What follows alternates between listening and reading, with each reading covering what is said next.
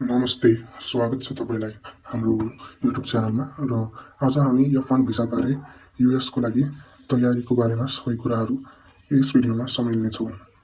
ल सुरु गरौँ है त। युएसएमा पढाइ गर्न जानको लागि तपाईँलाई F1 भिसा चाहिन्छ र F1 भिसा चाहिँ के हो त? जुन स्टुडेन्ट्सहरूलाई थाहा छैन त्यो स्टुडेन्ट्सहरूलाई म भन्न चाहन्छु। F1 भिसा भनेको युएसएमा इन्टरनेसनल स्टुडेन्टहरूलाई पढाइको उद्देश्यले दिने एक प्रकारको स्टुडेन्ट भिसा हो र F1 भिसा कसरी प्राप्त गर्ने भन्ने एउटा कुरा आउँछ है।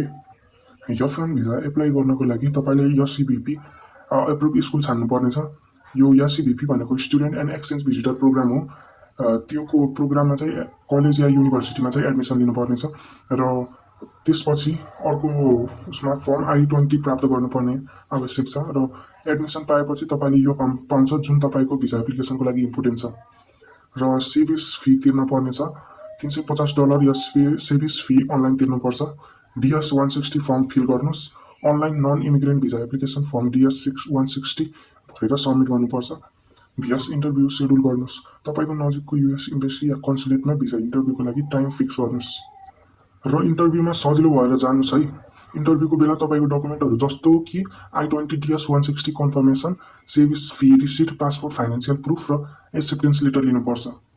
अब कुरा गरौँ F1 भिसाको महत्त्वपूर्ण रुल्सको बारेमा।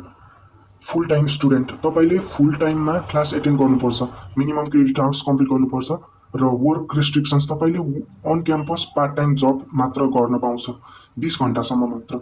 अफ क्याम्पस काम गर्न पर्छ भने ओपिटी या सिबिटीको एप्रुभल लिनुपर्छ र प्रोग्राम कम्प्लिट पछि ग्रेजुएसन पछि ओपिटीको टाइम पिरियडमा बस्न पाउँछ तर वर्क अथराइजेसन एक्सपायर भएपछि युएसए छोड्नुपर्छ र तपाईँले स्ट्याटस मेन्टेन पनि गर्नुपर्ने आवश्यक छ। रेगुलर एटेन्डेन्स र गुड एकाडेमिक स्ट्यान्डिङ मेन्टेन गर्न आवश्यक छ। यति गरेपछि भयो भनौँ न।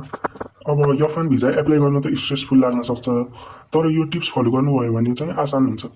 तपाईँले फाइनेन्सियल प्रुफ रेडी गर्नुपर्ने आवश्यक छ।